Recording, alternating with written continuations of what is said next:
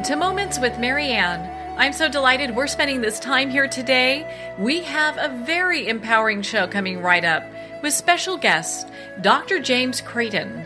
And he's here today to share with us his new book, Loving Through Your Differences, Building Strong Relationships from Separate Realities. Now, Dr. Creighton is the author of several books and has worked with couples and conducted communication training for over 50 years around the world. Loving Through Your Differences begins to offer readers a new way of thinking about reality, showing how we each can interact differently with the outside world we create.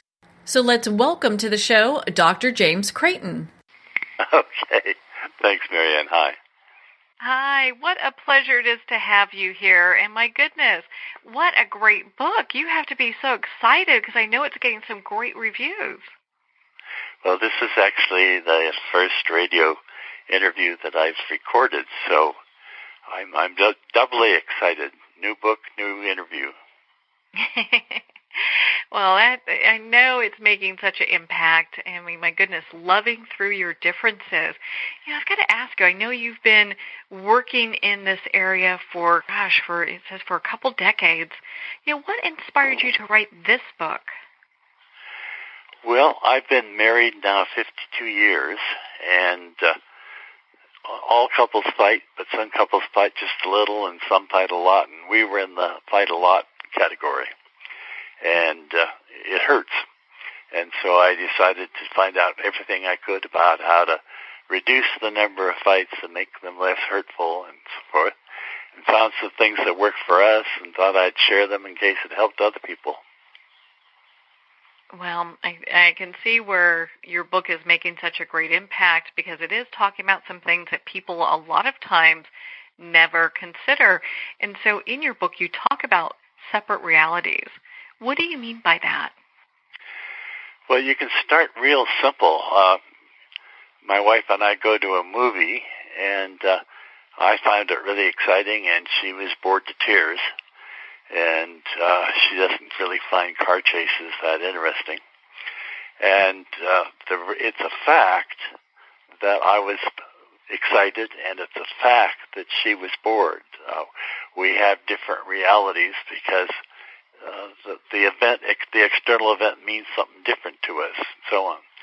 And while that's pretty simple and not terribly significant, the same thing applies when we talk about handling money, raising kids, sexuality, all the rest of that. All of those things, if we have different realities, those can become extremely important. And so it means that an event happens, two people have experienced the event, they literally have different feelings, reactions to it, based on the meanings that they hold inside. Do you feel that that is one of the major reasons of conflict is that, you know, we have these two different people coming from two different points of view?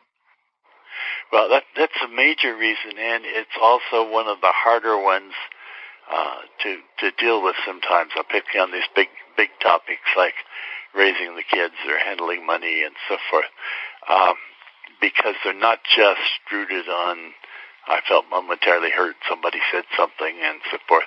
They're rooted in genuine differences in perception, and it's those differences in perception aren't easy to change, and that's what we're dealing with here is how does a couple handle the fact that they really perceive things differently on something that really matters to the relationship.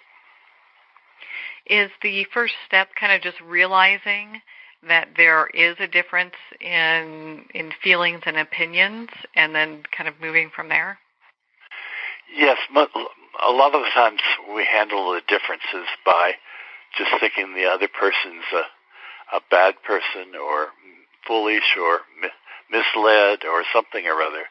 In other words, we kind of blame the other person for not having the same reality we have. And that's a bad start for resolving the issue because each person seeing the other person as a bad guy instead of seeing the other person as having a different reality that they actually experience, and it's a fact they have that reality. I find that really fascinating because when we look at relationships, it's most people come with their own viewpoints and limiting beliefs, and we've got a lot of other things as well. And so, to even think that other people have a different point of view is, for some people, it's like a paradigm shift. Yeah, and it's a rather important one because it's the only way to get out of the blaming and accusing thing is to recognize that this is a legitimate person with a legitimate experience of their own, and we have to deal with the fact that we really are having different experiences.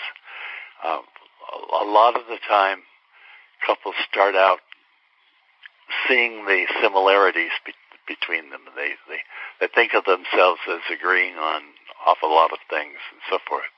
And the longer you're in relationship, the sooner you come to realize that there are inherent differences in how people perceive it, and some of it's family-based. That is, your family interpreted certain things certain ways, and so on. Mm-hmm. Some of it military training, religion, all kinds of things. Just the thought, the issues you've worked on and thought about, and so forth. You've arrived at your own meanings, and these things happen so fast. An event occurs, you interpret it, and you don't even realize that you've interpreted it. It seems like the event causes the feeling. Wow. And I think that's so important. I mean, I can think about, when I was younger, I just thought everyone shared the same viewpoint I did, so it didn't make sense when they didn't get it, whatever that it was, It's like, how can they see what I'm seeing, Well, there's one experience that I had that showed this to me very clearly. This is some years ago before the advent of cellular phones and so on. And teenage daughter promised to be in by midnight. It's now 1 a.m, and we've heard nothing. And first interpretation is she's been in an accident and something's bad has happened, and she has no way to phone us and so forth and so on. And the feeling we have then is to really be scared and so on. A few minutes later, we begin to think about she's defying authority, she breaking an agreement that she made, and so forth, and then we may get upset and angry and so forth. And my recollection of this is that for about an hour, we kind of circle around from interpretation to interpretation and so on. It's the occasions where we don't have any explanation, or there are multiple explanations possible, we can see that our feeling changes depending on which explanation we have. Do you find that most people often gravitate towards the negative point of view when they're coming up with these, different assumptions based off of their viewpoints? Yes, there are personality differences on that. Some people instantly leap to the worst possible, and others are calmer and so forth. But it's still the same phenomenon that's going on there. They're searching for an explanation, and which ones make most sense to them sometimes are influenced by their approach to life. Mm. Well, in your book, you also talk about a lot of great things. It doesn't, in my opinion, it doesn't matter if you're in a relationship and having difficulties, or you're just reading this book so you can get better at relationships, because I kind of felt that way. I was like, wow, there's a lot of great information here. You talk about self-fulfilling prophecies. What is that, and what does that mean? Okay. Well, first let me back up, because I remember an incident recently, a national incident, which illustrated this. The San Francisco 49ers quarterback, Colin Kaepernick, demonstrated when the Star Spangled Banner was sung, he would stand and raise his fist. And that was seen either as an act of great patriotism and honor and so forth by some, and as almost treasonous by others. And the actual act was the same. The meaning you brought to that act, you range wildly from one extreme to another. So just that was another example where that everybody kind of participated in that showed the difference. Now, the self-fulfilling prophecy, what you're dealing with then is you have an expectation based on all these meanings that you're carrying. And your expectation is so strong that you act in ways that create exactly the behavior that you think could. I know a woman who her husband is very kind of withdrawn. He really doesn't step forward much in terms of expressing himself to her, and she feels so hurt by that the minute he walks in the door, she starts in with little cutting remarks and little digs and so forth and so on. And the digs that she engages in would be enough to bring about the chill that she expects from him.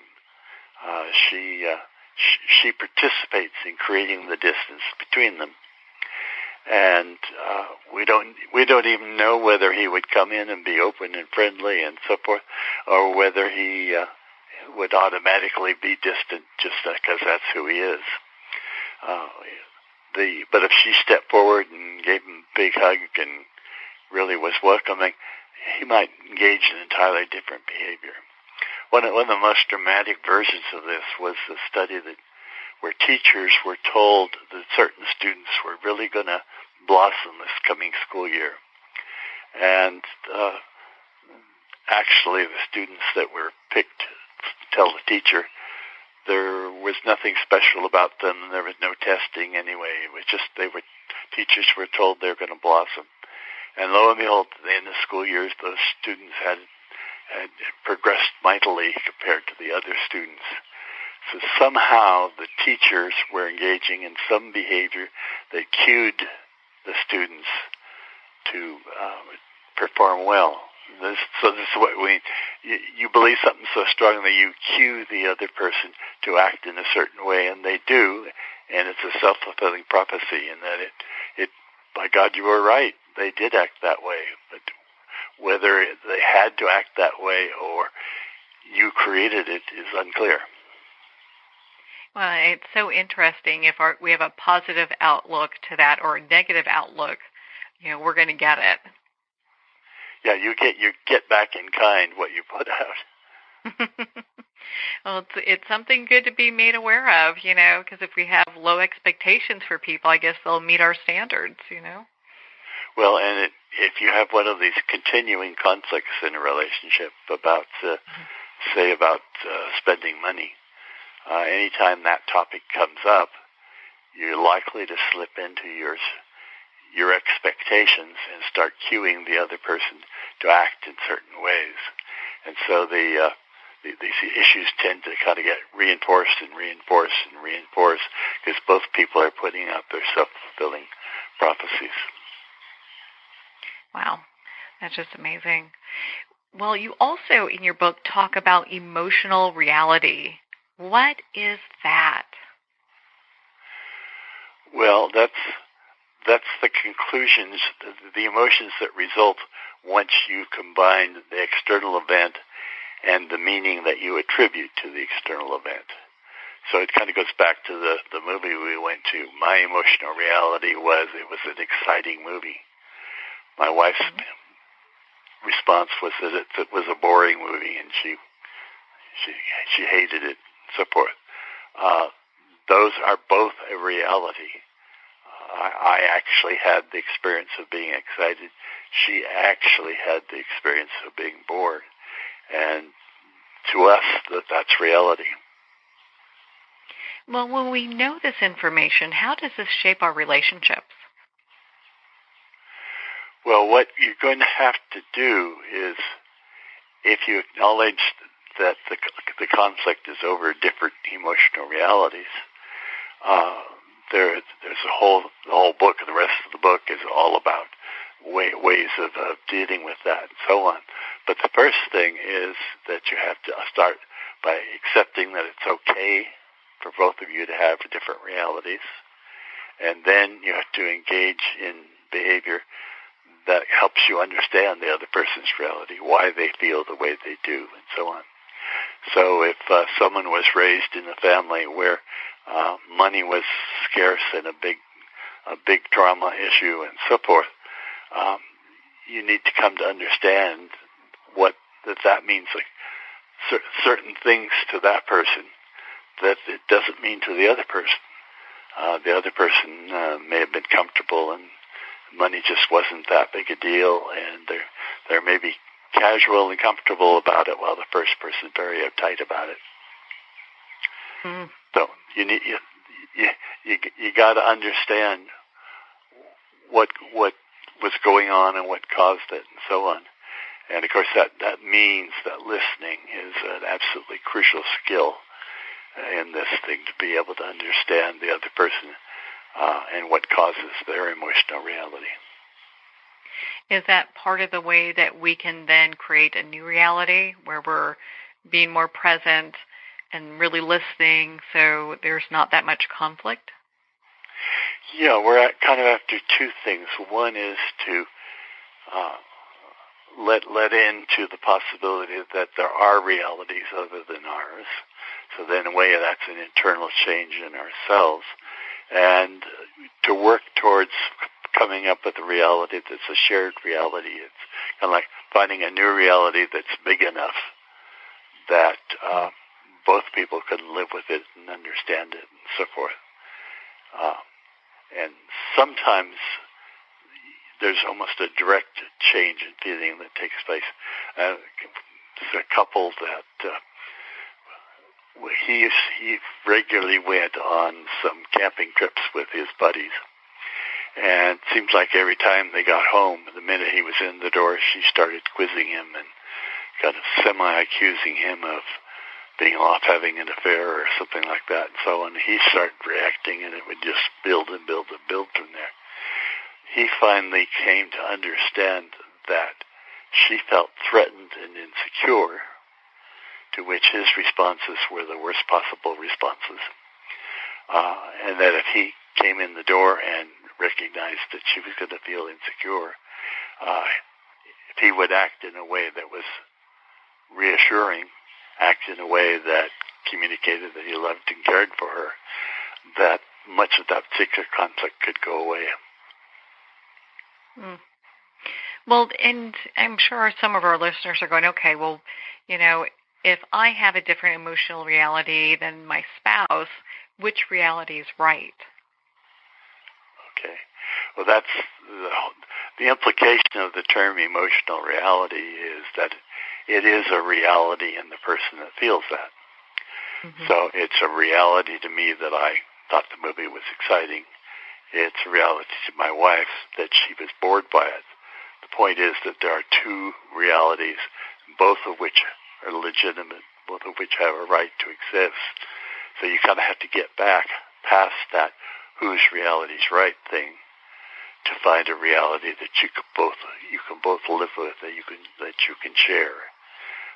So our friend who comes home and his wife quizzes him, if he can move his reality to understand that she's feeling insecure, even if he thinks she shouldn't, if in his reality it doesn't make sense that she feels insecure, if he can accept that she feels insecure, that is her reality, he can respond more effectively. It really sounds like it calls for some very deep listening and kind of looking beyond what the upset is to really understand what's going on with the other person. That is really the core of it. And the listening is also to be listening to yourself, because you need to you need to understand why you feel the way you feel also. Mm-hmm. But yes, this is not an easy thing, but it is also a path to growth. That as you both begin to examine why you feel the way you feel, you get clearer on your feelings, and feelings start changing. But part of the book is about listening skills, and one of the best is a simple skill called active listening. When I say it's simple, it's actually hard work. You actually listen so closely to the other person that you can summarize in your own words what they're feeling or thinking. One of the problems is that if we resist how the other person feels, they actually persist in it. They'll hang on to it. They'll defend it, and so on. And one of the skills that's in the book, and one that my wife and I were lucky to learn because it's really helped our relationship, is something called the 5-minute rule. And the principle is simply the same thing, which is resistance breeds resistance. And so what you want to do is create a situation where there isn't resistance. So the 5-minute rule is a rule that you agree on that either one of you can invoke the rule. You stop whatever you're doing and decide who goes first, flip a coin if you have to. And that person gets 5 minutes to say whatever he or she wants, however they want it. And then it reverses. The other person gets 5 minutes. And if at the end of the 5 minutes each, you've got to go another round while you do it. The reason it works is because for 5 minutes, nobody's telling you you're bad, stupid, or crazy for feeling the way you do. And without that resistance, it's kind of, you soften, you don't feel you have to defend so much, and so on. I myself find that after about 4 minutes, I'm repeating myself, and I'm even boring me. So on. Rarely does it end with some giant earth-shaking insight. It often ends with, well, I don't have anything more to say. And you just kind of, it dissipates, it lets go. But it's that hanging on energy that gets created by resistance that makes fights as bad as they are.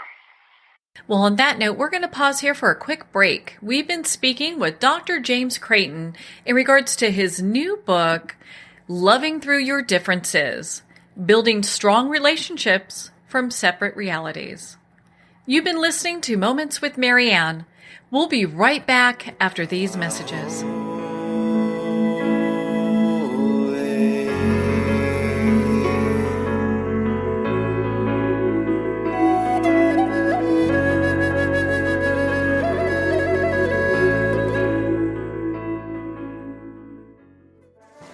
Internationally recognized and award-winning author Judy Goodman works and teaches outside the box of limited thinking. Working with people from every walk of life, her goal is to empower you to be the best you can be, no matter what the challenge is. Born with the gift of seeing beyond our normal vision, she has an extraordinary gift of working with every challenge. Teaching beyond conventional wisdom, her work is described as life-changing. Visit judygoodman.com. That's judygoodman.com.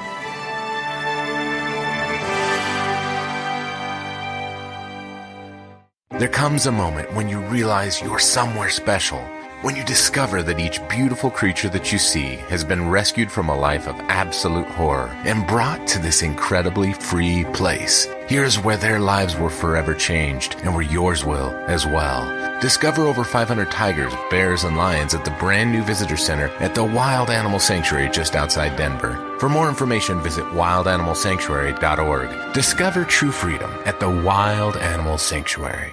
Have you ever had the sense that your thoughts might actually be doing something? Ancient secrets of manifesting have been masterfully revealed in the award-winning book Manifesting 123 by Ken Elliott. For the first time, the author's experiences and stories in this book describe exactly how your thoughts can create anything. You've been doing this all your life, but it's never been fully explained for you until now. Visit manifesting123.com for more information today. Manifesting123.com. There are nearly 2 million Americans living with amputation. Many live right here in San Antonio. Becoming an amputee can be scary, frustrating, isolating, but there's no reason to feel alone. The San Antonio Amputee Foundation is here to help support you and guide you toward resources such as home and car modifications and even prosthetic limbs. For more information or to make a donation, visit saamputee.org. We'll help you live a full, active life, one step at a time. San Antonio Amputee Foundation, healing limbs, hearts, and souls.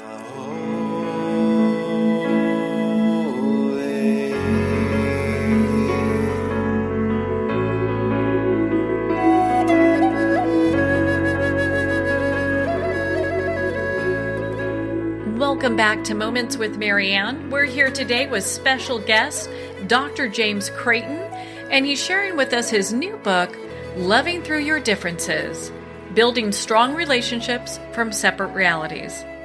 Before we went for break, we were talking about the 5-minute rule and how important that is. And I couldn't agree with you more. I mean, this way people can say what they need to say. They can get it out. They can feel like they're being heard.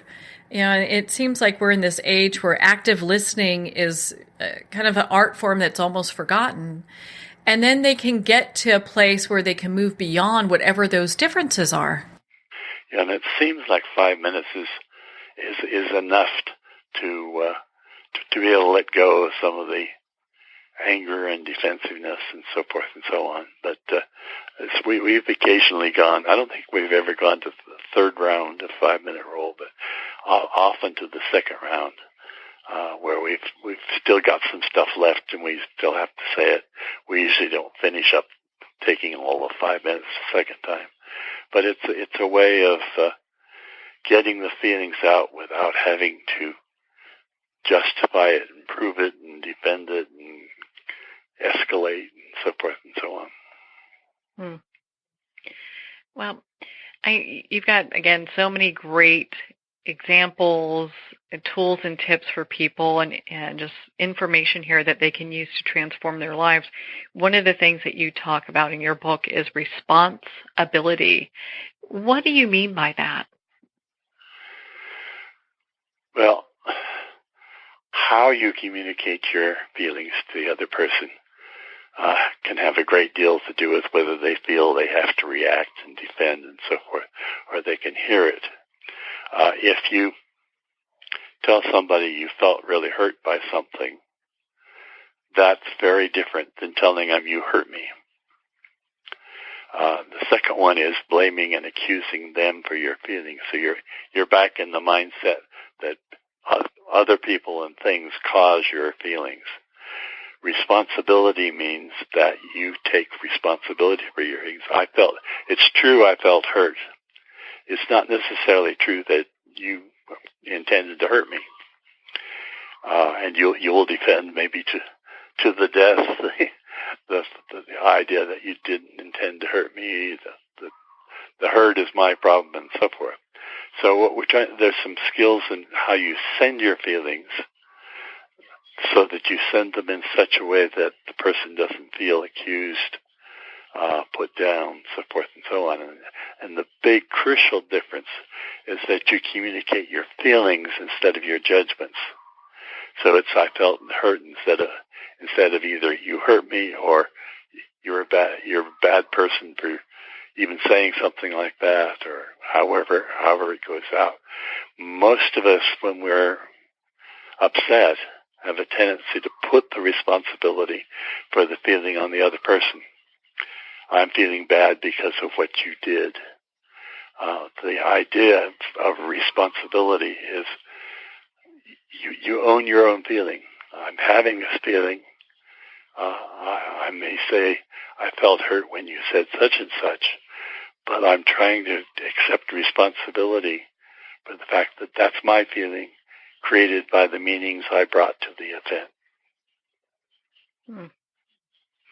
Yeah, and in your book, you've got this great picture of a person that is locked behind their beliefs, and it says, when we learn responsibility, we are no longer the prisoner to our beliefs. And it makes such sense. Yeah, the idea is enough self-examination so that you open up possibilities other than the beliefs you start with, because the beliefs you start with may be limiting and may be keeping you from exploring possibilities and potentials that you have that are limited by the beliefs. So the whole idea behind this is an exploration of what other meanings can I bring to events and so on that open up possibilities that I currently don't give myself. Mm-hmm. I know that you encourage couples to use problem-solving processes, and we kind of talked about that a little bit, where we're saying, well, It's not like, you make me angry or you're the problem, or we have a problem. It's just a little bit of different languaging. I'd love for you to kind of share that with our listeners. Well, in the book, I actually go into a 6-step problem-solving process that begins with defining the problem and generating alternatives and so forth. My experience was that having a process that a couple agrees on helps them when they're trying to get to a solution, because they both know where in the process they're at. But there's some underlying things. Lots of times people don't really define the problem before they start coming up with alternatives and so on. I've even seen a PTA meeting the other day, a Parent Teachers Association meeting. They were worried about drugs in the school, and somebody said, well, I saw a great movie the other day, and somebody said, well, that'll take money, and pretty soon they had organized heck out of a bake sale to raise money, and I have no idea whether they did or didn't do anything that helped with the problem of drugs, because they so quickly slipped into raising money was the definition of the problem. Then I don't think that is a core definition of the drug problem and so on. So part of it is you define the problem clearly, make sure you're both working on the same problem and so on. The other thing is that the problem can exist at 2 levels. There could be an external problem. You're short on money to pay all the bills. And there can be a relationship issue, which is one person feels like things they care about are not getting paid attention to, and the other person's needs are getting met ahead of them. And that has not much to do with the money. It has everything to do with what they're communicating to each other about how much I support and accept and love you. And sometimes problems involve both layers at the same time, and you have to be clear on which you're working on. If the issue is the person is feeling hurt, that their needs haven't been dealt with, talking about you get $50 for this and I get $75 for that and so forth doesn't solve the problem. The problem is at a relationship level. Do I feel valued or not valued? Mm-hmm. Well, on the topic of value, do you feel that a lot of conflict happens over values? A lot of conflicts do, particularly in issues like child rearing, and again, money will do that too. Mm-hmm. When I talk about values, what I'm really talking about is that values are the standards we use to judge things as fair or unfair or just, unjust, and so forth. And often values are in conflict. You can see this with seat belts. Seat belts are often very uncomfortable. And so a positive value is to be comfortable. That would be one value. But another value is to be safe.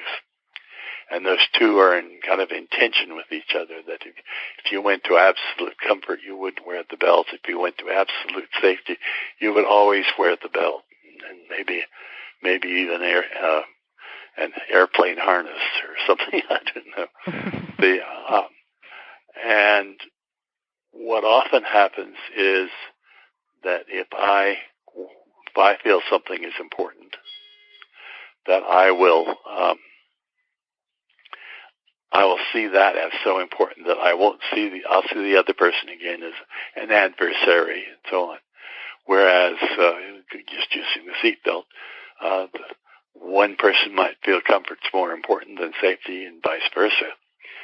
And they both are actually advocating on behalf of something that's good. Safety is good, comfort's good. The issue is which is more important in this particular circumstance. And so if you can get to the point, if you're having a conflict over values, that you start with the assumption that both people are actually advocating for some positive value, and you can get clear on what it is that they're advocating for, instead of seeing them strictly as an adversary that's opposing you and blocking you and so forth, your potential for finding a solution is much higher. Well, and you talked about one of the issues that comes up is, with children, how to raise children. Can that be kind of a real battlefield when it comes to values? Because I know some people are a little bit more free range with children, where other people are very protective. Yes, and in some couples, it's a horrible battlefield that can even threaten the relationship itself. First of all, you have to start with an understanding that you bring a set of rules into the relationship, usually your family rules, how things were done, what you thought was good and bad when you were a child. And the other person brings their set of rules into the relationship. And the thing that makes them challenging is that both people accept those rules as true without examining them. And so he just accepts that's the way things are. She believes that's the way things are and can't understand why the other person's doing what they're doing. This is one of the values ones where you really have to talk about what each person is looking for. If you particularly value independence and free thinking and so forth and so on, that can be very threatening to the person whose primary values are safety and security and predictability and so forth and so on. And yet the thing about values is that we rarely are 100% on one side or the other. I certainly want some degree of predictability and conformity and so forth and so on, yet I highly prize individuality and so forth. And my wife might be on this particular issue. She might be on the, quote, the other side. But what we're trying to get to with values is that really aren't two sides. There are two things, both of which are matter and important. And the issue is how much value to give one versus the other in this particular situation. But the child rearing one is really difficult because both people come in thinking that the rules of their family are the right rules. Oh, isn't that the truth? Well, that's kind of a general principle, is that he comes into the relationship with his rules, she comes into the relationship with her rules. And to some extent, the only way around that is to come up with our rules. And we've done that. For example, this just shows up particularly in watching fights escalate, that both people engage in behaviors that make the fight get worse. And the only way you stop that is you agree together on rules that keep the thing from escalating. For example, one of the things that causes fights to escalate is to expand the issue. It starts out something simple like caps left off the toothpaste, and then it grows to, and he's always so messy, and it's a sign of how irresponsible he is, and the whole neighborhood knows this, and on. It just gets bigger and bigger and bigger. And soon the fight has nothing to do with the toothpaste cap. It's these kind of universal, he's irresponsible. And how you solve that, I don't know. I think you can solve the toothpaste one. But if he's utterly irresponsible, that's pretty hard to resolve. So what you can do, though, is you can agree to not expand the issue. It's one of those rules that my wife and I have agreed to, so that when we start out on toothpaste cap and he or she moves to next layer up, you're irresponsible or you're messy or you're always like this and so forth, we've agreed to not do that and to allow the other person to call us on it if we do, so that we try not to let the issue expand. There's probably 4 or 5 other rules like that and so on that are that are useful for couples. But the whole underpinning is, since you both bring your own sets of rules, that isn't going to work, so you're going to have to come up with an agreed-upon set of rules. Mm-hmm. And start looking at it a little bit differently. Well, and it really puts in boundaries in how arguments take place, so they're not just downright hurtful. Yes, that's right. The arguments escalate because of the behaviors that people engage in. It's not just bad stuff happens. We make it happen with our own behavior and so on. So there's a series of behaviors, from expanding the issue, blaming and accusing,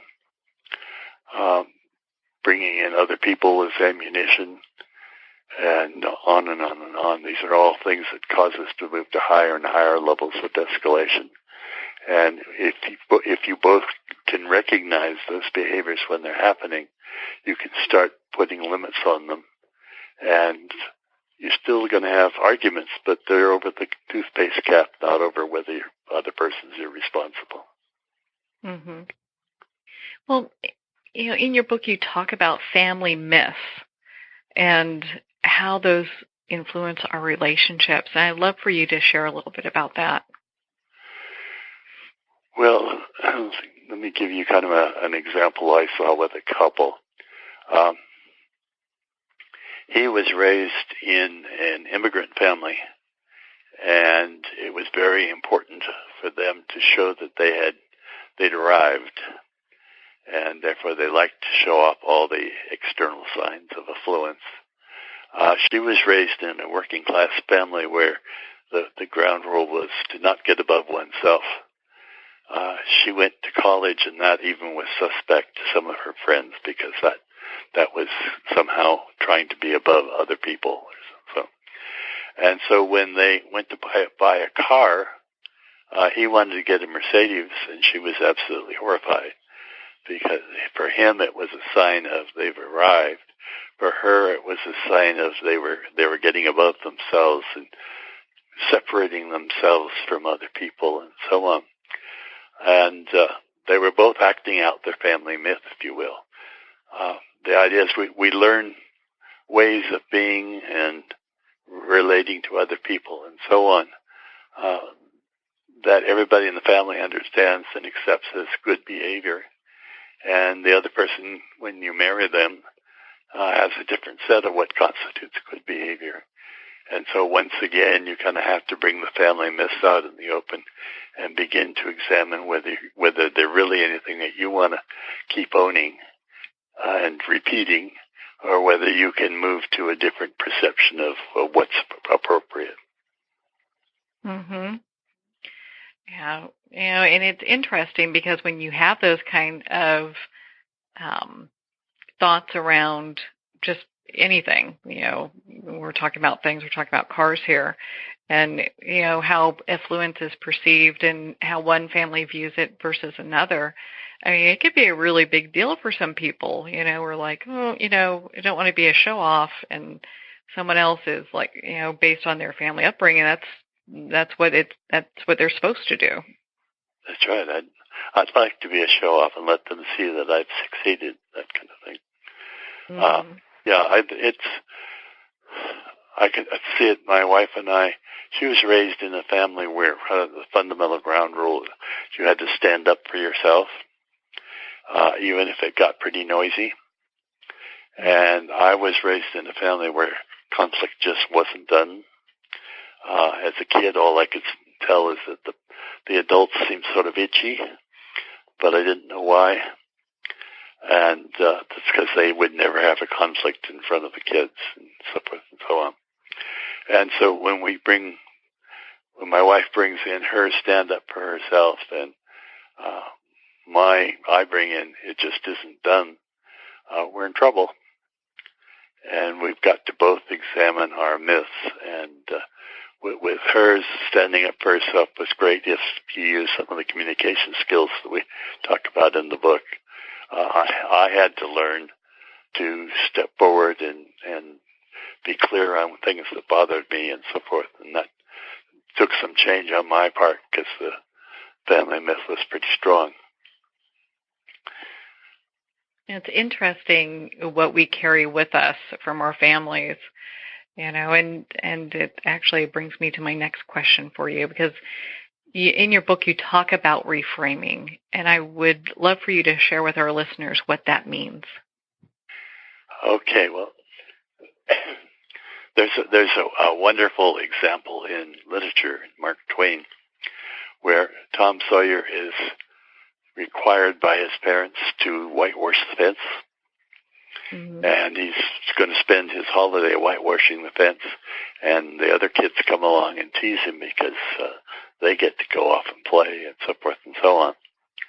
And over just a few pages, why Tom convinces them that it's a wonderful privilege to be able to whitewash a fence. It's just they're missing out on this wonderful experience, and soon he has them paying him so that they can help whitewash the fence.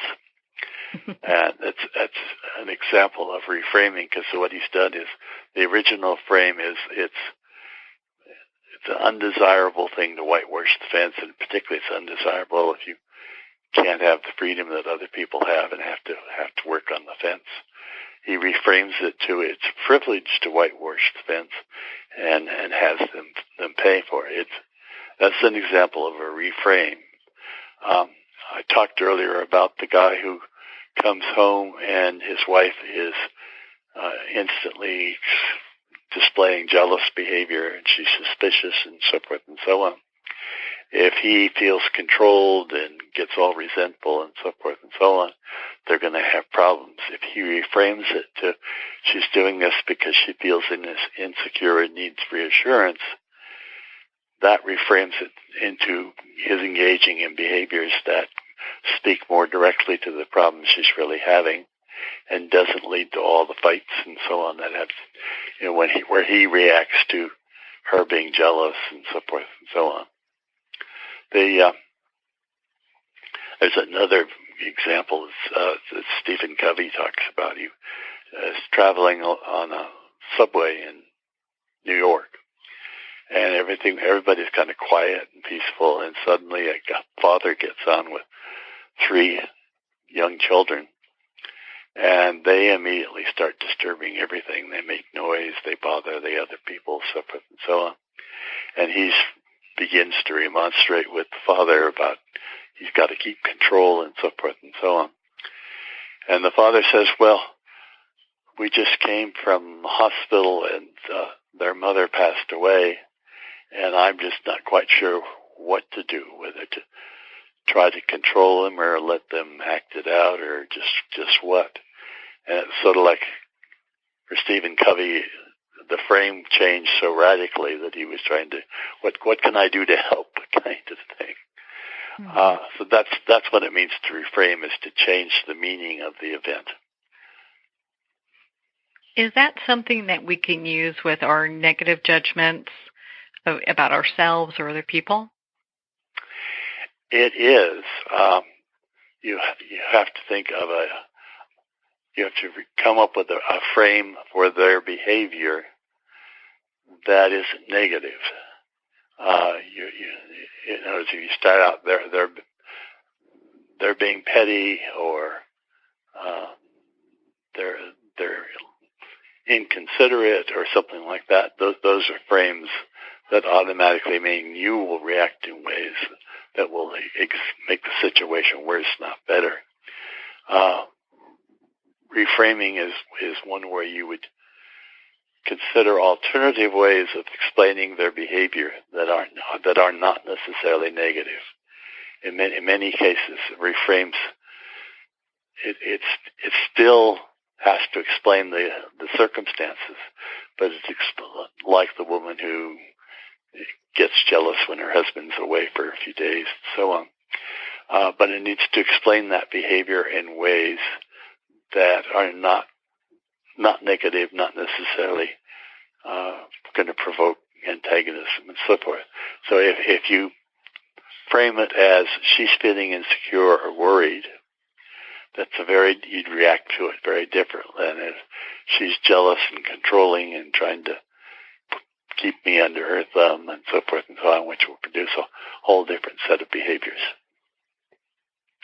Is it possible to use reframing for our life story too, even if the our life story maybe hasn't been all that great?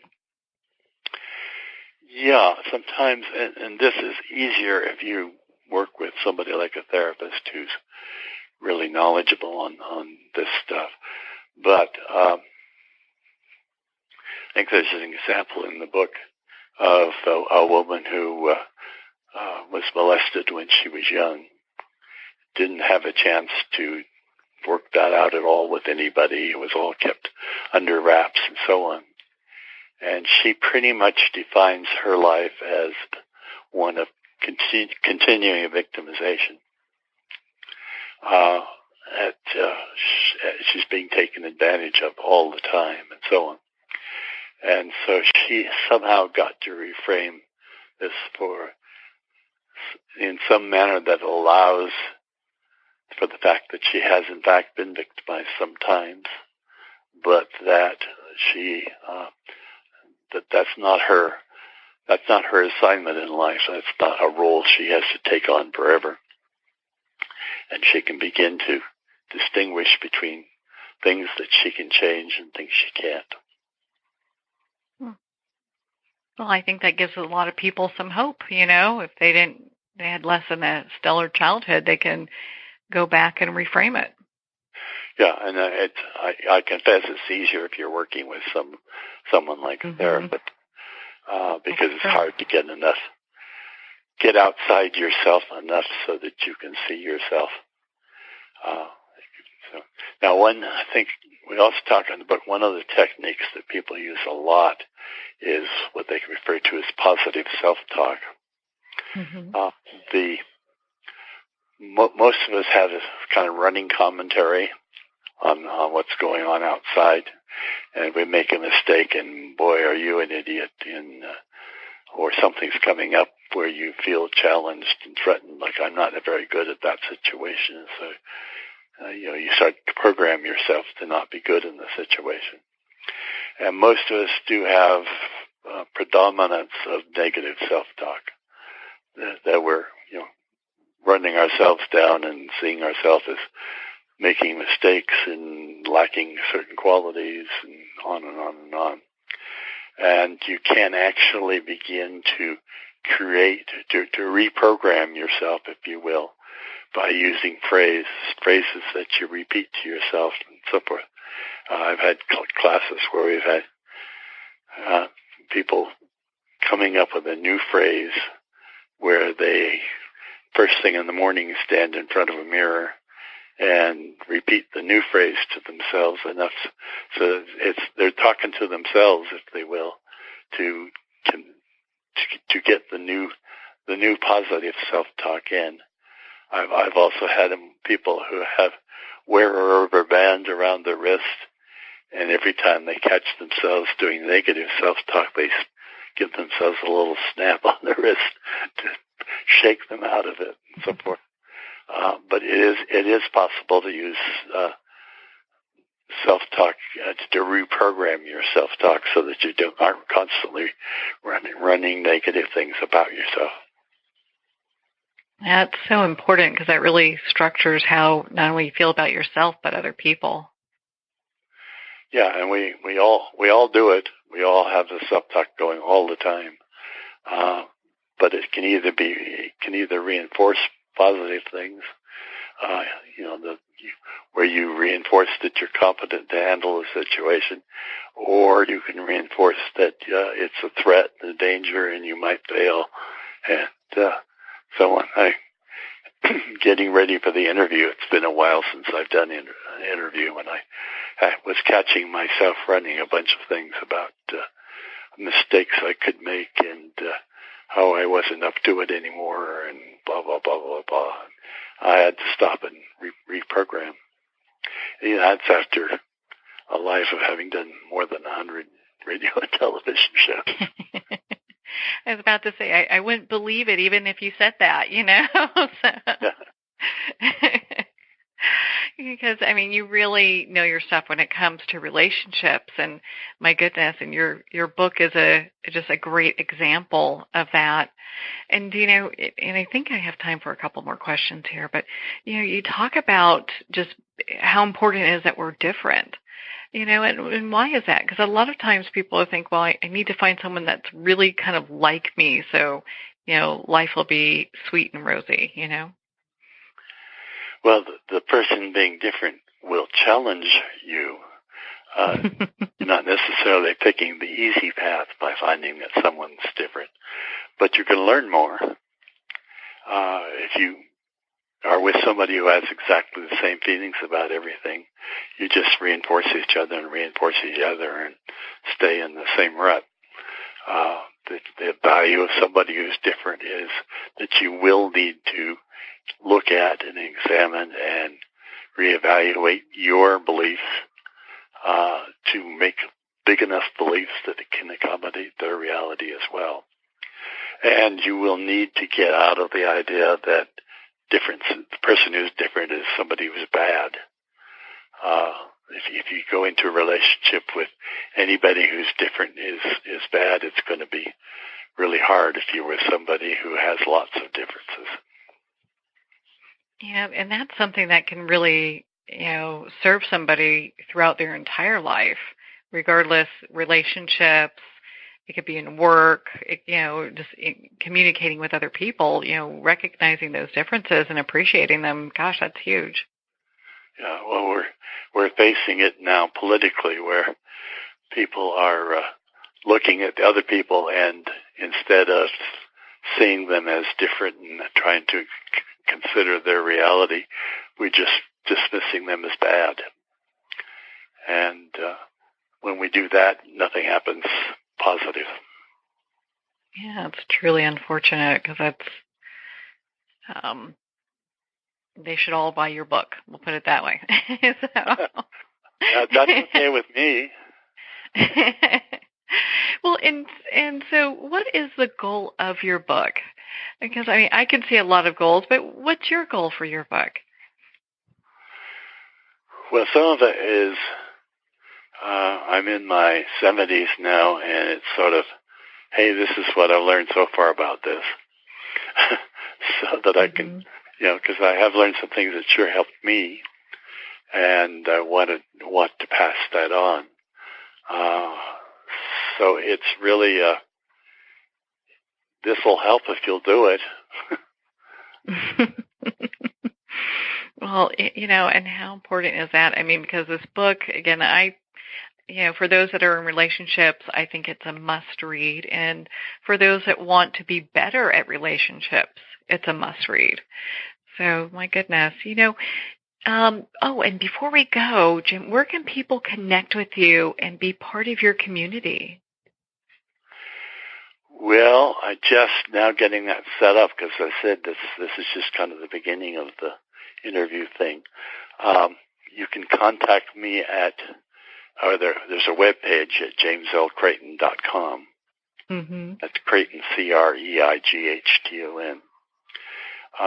The books themselves are actually sold through the major, like Amazon and Barnes & Noble and IndieBound and so forth and so on, or through the publisher, which is New World Library. Mm-hmm. And New World Library works with a lot of indie bookstores, so I'm sure your book is on the shelves. It is, yeah. They just reached the warehouse yesterday. Oh, how exciting! They're almost there. I still don't have a coffee yet, so I'm waiting.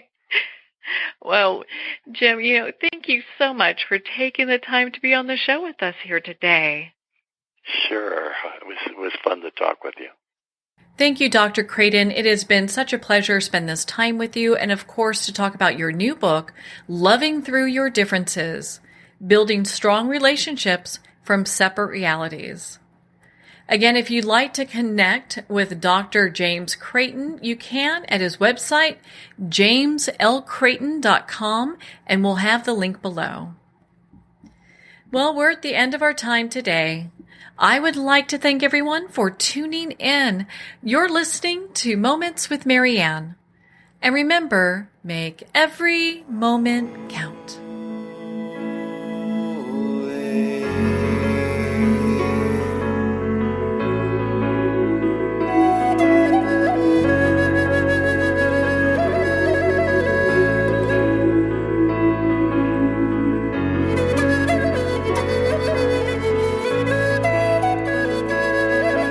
In a single moment, your life can change. Moments with Marianne is a transformative hour that covers an endless array of topics with the best of the best. Her guests are leaders in their fields, ranging from inspirational authors, top industry leaders, and business and spiritual entrepreneurs. Each guest is gifted and a true visionary, a recognized leader in her own work, and while teaching others to develop, refocus, and grow, Marianne will bring the best guest and sometimes a special surprise. Don't miss this. You never know just which moment will change your life forever. Moments with Marianne airs every Sunday, Monday, Thursday, and Friday at 8 p.m. Eastern and 5 p.m. Pacific Time. Make sure to tune in and visit momentswithmarianne.com for more information.